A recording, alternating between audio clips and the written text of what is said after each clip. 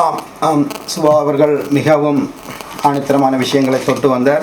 இங்கு அடுத்ததாக இந்த எமது நிகழ்ச்சியின் தொடர்ச்சியாக நாடு கடந்த அரசின் தேர்தல் சம்பந்தமான சில விஷயங்களை தொட வேண்டிய ஒரு தேவை ஒன்று இருக்கிறது. நாடு கடந்த அரசு 2010 நடைபெற்ற தேர்தல் எப்படியான சவால்களை சந்தித்தன என்பதை அனைத்து மக்களும் அமைப்புகளும் ஊடகங்களும் அறிவார்கள். இந்த வகையில் நாடு கடந்த அரசின் முதலாவது தேர்தலில் நடைபெற்ற பல சம்பவங்கள் ஒரு வரலாற்று பதிவாகி இருக்கின்றன. இருந்தும் அந்த தேர்தலை மிகவும் நீண்ட தூர சிந்தனையுடன் வெற்றிகரமாக நடத்தி முடித்தார்கள். அது ஒரு வரலாற்று பதிவு. ஆனால் அன்றைய தினம் தேர்தலில் சேர்க்கப்பட்ட நிதி பாரிய மோசடியில் இடம்பெற்றிருக்கின்றன. லண்டனை பொறுத்தவரை குறிப்பாக 38,000 பவுண்ட்ஸ் அந்த நேரம் தேர்தலுக்கு வந்தது. அந்த கணக்கு இன்று வரை வெளிவரவில்லை. ஆகவே மக்களது நிதி அன்று பொறுப்பாக அந்த நிதி ஒருவரது பெயர் தான் வங்கி கணக்கு இருந்தது. டாக்டர் வசந்தனின் வங்கி கணக்கு தான் அந்த நேரம் பாவிக்கப்பட்டது. அது மட்டுமல்ல, ஃபண்ட் ரைசிங் டின்னர் நடைபெற்றது. அதனைத் தொடர்ந்து அதன் பின்பு ஒரு காலகட்டத்தில் நாடு கடந்த செயற்பாடுகள் செயலிழந்து இருந்தபோது செயல்படுத்த முன்னெடுத்த போது நாங்கள் அவசரமாக திடீரென 4 கொண்ட உதவி பிரதமர் ஜெயம் பாலம்பி முருகதாஸ், டாக்டர் வசந்தன் இவர்கள் நிதியமைச்சருடன் சேர்ந்து வங்கி கணக்கு ஒன்றை ஆரம்பித்தார்கள். இங்கு ஆரம்பித்து நிதி சேர்க்கப்பட்டிருக்கிறது. இந்த கணக்கு விவரங்கள் சற்று பார்க்க வேண்டிய ஒரு சூழ்நிலை இருக்கிறார் மக்கள். எனவே தொடர்ந்து இவர்களுக்கு உதவி செய்வர்கள் இதை ஒரு கவனத்தில் கொண்டு கடந்த கால நிதி சம்பந்தமாக ஒரு சிறந்த ஆடிட் மூலமாக பார்வையிட வேண்டும். இது சம்பந்தமான வெளிப்படை அறிக்கை வெளிவர வேண்டும். இதை நாங்களும் பார்வையிட தயாராக இருக்கின்றோம். ஏனெனில் எங்களிடம் பல விஷயங்கள் ஆதாரபூர்வத்திலும் இருக்கின்றன. அது சம்பந்தமாக அந்த அமைச்சில் பொறுப்பாக இருந்தவர்களுக்கும் அந்த பிரதி சென்றடைய வேண்டும். இது கவனத்தில் கொள்ள வேண்டும். அடுத்து இங்கு நாடு கடந்த அரசு 2010 எந்தளவு மக்கள் பங்குடன் தேர்தலை சந்தித்தது, அது ஒரு வளர்ச்சி பெற்று வர வேண்டியது. இன்று எந்த ஒரு மக்களது பங்களிப்பும் இல்லாமல் ஒரு குழுவாத போக்கில் இந்த தேர்தல் என்ற ஒரு தொனியில் வந்திருக்கிறது. இந்த தேர்தல் சம்பந்தமாக அவை கலப்புக்கு முன் நாங்களே வெளிவந்து கூறியிருந்தோம். அது மட்டுமல்ல, நாடு கடந்த அரசு ஒரு உறுப்பினர் கூட எழுத்து வடிவில் இந்த தேர்தல் குழுவாக திட்டமிட்டபடி அவர்களே ஆட்களை நியமித்து அவர்களே இதை பற்றி அறிவிப்பார்கள். எனவே எங்கும் தேர்தல் சரியான விதத்தில் நடைபெற மாட்டாது என ஆணித்தரமாக இந்த அவை கலப்புக்கு முன் வெளியிட்டிருந்தார். அது உறுதிப்படுத்தப்பட்டு விட்டது. இந்த நிகழ்ச்சி தொடங்கும் போதே நாங்கள் இந்த தேர்தல் ஒரு மர்மமான முறையில் பின்னிருந்து ஒரு சக்தி தான் இயங்கும் என்பதை குறிப்பிட்டிருந்தோம். அதிலும் குறிப்பாக கனடாவிலிருந்து தாஸ் என்பவர் லண்டனுக்கும் ஐரோப்பிய பயணம் செய்து பின்னர் கனடா சென்றிருந்தார். இவர் பிரான்சில் இருந்து என்னுடன் தொடர்பு கொண்டிருந்தார். இந்த வகையில் இவர் என்னுடன் நேருக்கு நேர் சந்திக்க முடியாமல் போய்விட்டது. என்ன காரணமோ தெரியவில்லை. இவர் பிரான்சிலிருந்து தான் என்னுடன் தொடர்பு கொண்டார். அவரிடம் பல காரசாரமான விஷயங்களை முன்வைத்திருந்தேன். இவரை பற்றி நேற்றிரவு 12 மணிக்கு கனடாவில் இந்த தேர்தல் ஆணையம் வெளியிட்ட அறிக்கையில், நான் இப்போ கனடாவிலிருந்து வரப்போகின்றேன், இவர் கனடாவில் ஒரு வேட்பாளராக முன்னிற்கிறார். இவரை பற்றி கூகுள் நான் சர்ச் பண்ணிய போது இவர் ஒரு கடந்த காலத்தில் தமிழீழ விடுதலை புலிகளின் சொத்துக்களில் பெரும் பங்காற்றிய ஒருவர். இவருக்கு பங்களாதேஷ், மலேசியா, கனடா போன்ற இடங்களில் பெரும் சொத்துக்களும், பங்களாதேஷில் கிரிக்கெட் அணி ஒன்றினையும் வைத்து நடத்தி, இலங்கை அரசு கிரிக்கெட் பங்களாதேஷ் வந்தபோது கூட அங்கு ஒரு கிரிக்கெட் நடைபெற்றதுக்கு பின்னணியில் இருந்தவராக இந்த 24 மணி நேரத்தில் எங்களுக்கு கிடைத்திருக்கின்ற தகவல். இன்னும் நாங்கள் பல தகவல் இவரின் பின்னணி பற்றி தேடுவோம். இது நேற்றிரவு தேர்தல் ஆணையம் வெளியிட்ட அறிக்கையின் பின் ஒரு நபரை பற்றி மட்டும் கனடாவில் நாங்கள் ஏனென்றால் இவர் ஐரோப்பிய பயணம் செய்து தேர்தலில் யார் நிற்க வேண்டும் என்ற ஒரு கோரிக்கையுடன் இங்கே பல சந்திப்புகளை மேற்கொண்டிருந்தார். எனவே இவர் ஒரு பின்னிருந்து இயங்கும் ஒரு பெரும் சக்தி. ஆனால் மறுபக்கத்தில் இன்னொன்று பார்க்கிறேன். நாடு கடந்த அரசு கஜானா காலியானதென்று நேற்று காலியாக இருப்பதாக தேர்தல் ஆணையாளர் திருமதி ஸ்ரீதாஸ் முன்வைத்ததுக்கு நேற்றிரவே எங்களுக்கு பதில் கிடைத்திருக்கு. ஒரு பணபலம் கொண்ட ஒரு சக்தி ஒன்று உள்வாங்கப்பட்டிருக்கிறது. இவர் நாடு கடந்த அரசுக்கு என்ன செய்ய போகிறார், இவரது அந்த பணபலம் என்ன செய்ய போகிறது, அடுத்து வரும் 5 ஆண்டுகளில் மக்களை பொறுத்திருந்து பாருங்கள். அதே நேரத்தில் நேற்றைய தினம் தேர்தல் ஆணையாளர் நாங்கள் இந்த தேர்தல் சம்பந்தமாக வினாவிய போது, அதாவது கடந்த சில தினங்களாக பிரான்சிலிருந்து கிடைக்கப்பட்ட தகவலின்படி அங்கு 15 பேரில் 7 பேர் பணம் கட்டவில்லை என்ற செய்தியும், அதற்கு அவர் கொடுத்த பதில் தாங்கள் ஒவ்வொருத்தரது நிலைமையாக இருந்து முடிவெடுத்த மாட்டோம். ஆனால் எந்த ஒரு ஊடகத்திலோ எந்த ஒரு முகப்புத்தகத்திலோ எந்த ஒரு நாடு கடந்த அரசின் முன்னாள் உறுப்பினர்களுக்கோ அல்லது இங்கிருந்து செயற்பாட்டாளர்களுக்கோ எங்குமே அல்லது இந்த தேர்தல் ஆணையத்தில் என்று அறிவிக்கப்பட்ட அலுவலகத்தில் விளம்பர பலகையிலோ இது சம்பந்தமாக, அதாவது சலுகைகள் வழங்கப்பட்ட சம்பந்தமாக ஒரு அறிக்கை கூட வெளியிடப்படவில்லை. எனவே இந்த தேர்தலில் பணம் வாங்கக்கூடியவர்களிடம் வாங்கி கொண்டு தங்களுக்கு விரும்பியவர்களை பின்கதவால் சலுகை முறையில் வேட்பாளராக நியமித்தது ஒரு ஜனநாயக முறை அல்ல. எனவே இந்த தேர்தல் என்று சொல்லப்பட்ட இது ஏற்றுக்கொள்ளப்பட முடியாது. அடுத்து, ஒவ்வொரு நாட்டிலும் பெருந்தொகை மக்கள் வாழ்கின்றார்கள். இதில் எந்த ஒரு வீதமான மக்களும் இந்த தேர்தலில் பங்களிப்பு இல்லை.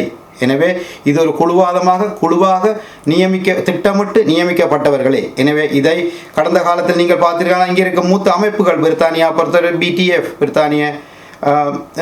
பிடிஎஃப் மற்றது ஜிடிஎஃப் போன்ற அமைப்புகள் போல் இவர்கள் தெரிவு செய்து தாங்களே இதில் எல்லாமே நடத்தி முடித்துவிட்டு ஊடக அறிக்கை மட்டும் விடுவார்கள். அடுத்து, இந்த ஊடக அறிக்கை என்று தொடரும்போது நேற்றைய தினம் இந்த தேர்தல் ஆணையாளர் விட்ட அறிக்கை இன்று இந்த நிகழ்ச்சி தொடங்கும் வரையும் எந்த ஒரு ஊடகத்திலும் வெளிவரவில்லை. பிரபலியமான எந்த ஒரு ஊடகத்திலும் வெளிவரவில்லை. எனவே ஊடகமே உங்களது செய்தியை உதாசீனப்படுத்தி விட்டபடியால் இது ஒரு நிராகரிக்கப்பட்ட தேர்தல் என வெளிப்படையாக நாங்கள் ஆதாரபூர்வத்துடன் இங்கே முன்வைக்கின்றோம். காரணம், இது நாடு கடந்த அரசின் இந்த தேர்தல் என்ற தொனியை யாருமே ஏற்றுக்கொண்டு இங்கு எந்த ஒரு ஊடகத்திலும் பிரசுரிக்கவில்லை. இதில் வேணுமென்றால் உங்களது ஒரு சிலர் முகப்புத்தகத்தில் தங்களை தனிப்பட்ட முகப்புத்தகத்தில் இங்கே வந்திருக்கிறது. கிட்டத்தட்ட 57 பேர் கொண்ட படங்கள் இதிலே வந்திருக்கிறது, பிரதமர் உட்பட.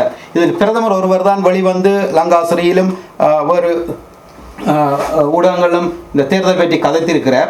மற்றும்படி தேர்தல் ஆணையம் இங்கே ஒரு சில இடத்தில் இரகசியமாக சிறு வார்த்தை கூறியிருக்கிறார். இந்த 57 பேர் பொது இடங்களில் நேரடியாக மக்கள் சந்திப்பு நடத்தி இந்த தேர்தல் பற்றி நேரடியாக மக்களது கேள்விக்கோ உள்ளது ஊடகவியலாளர்களுக்கோ பகிரங்கமாக நடத்தியதாக எந்த ஒரு ஆதாரபூர்வமான தகவலும் வெளிவரவில்லை, எங்கும் இல்லை. எனவே இந்த தேர்தல் பட்டியல் வெளியிட்ட 24 மணி நேரத்துக்குள் இப்படியான ஒரு குழுவான 57 பேர் கொண்ட படங்கள் மட்டும் மிகவும் போஸ்ட் கொடுக்கப்பட்டு, அதாவது இது ஏற்கனவே பிளான் பண்ணப்பட்டபடி நேற்றைய இரவு 12 மணிக்கு அறிக்கை வருகிறது.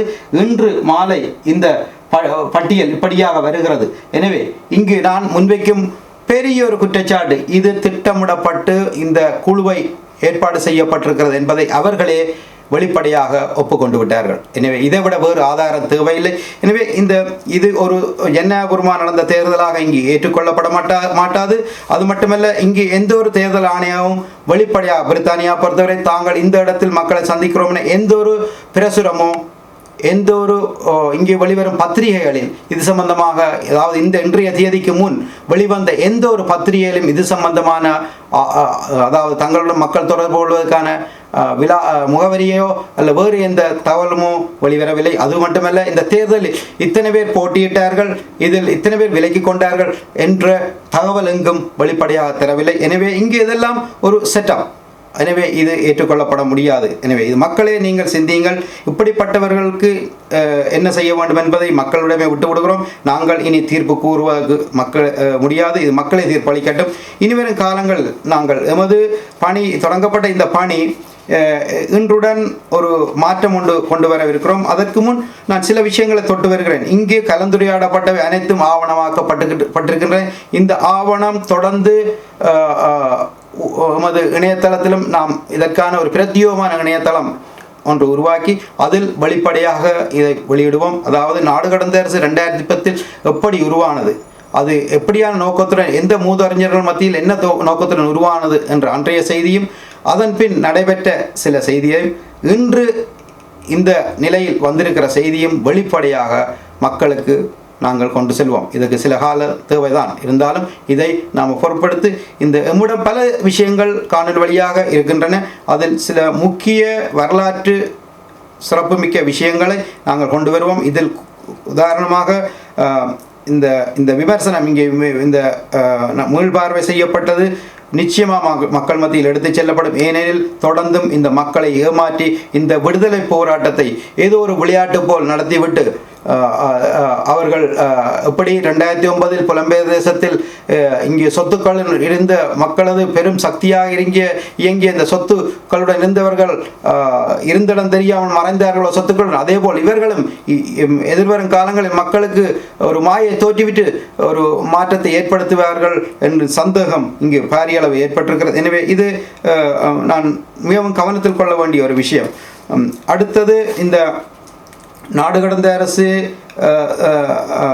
எந்த ஒரு நாட்டிலும் நாடு கடந்த அரசு என்று பதியப்பட்டிருக்கிறபடியால் இனிவரும் காலங்களில் இதில் பணியாற்றுபவர்கள் பல விஷயங்களை கவனத்தில் கொள்ள வேண்டி இருக்கிறது. இது பெரும் சட்டத்திட்டங்களுக்குள் செல்ல வேண்டிய ஒரு சூழ்நிலை உருவாகும். காரணம் என்னவென்றால் இங்கு பல முன்னுக்கு பின் முரணான செயற்பாடுகள் ஏற்பட்டிருக்கின்றன. எனவே தயவு செய்து நீங்கள் வாழும் நாடுகளில் அந்தந்த நாட்டு சட்டத்திட்டத்துக்கு உட்பட்டு சரியான விதத்தில் கையாளுங்கள். நீங்கள் வார்த்தையால் கொடுத்தாலும் அது இங்கு சட்டத்துக்கு செல்லுபடியாகும். எனவே தயவு செய்து எமது மக்களுக்கு, இந்த நாட்டில் வாழும் எமது மக்களுக்கு சில அவசரங்களை ஏற்படுத்தி விடாதீர்கள்.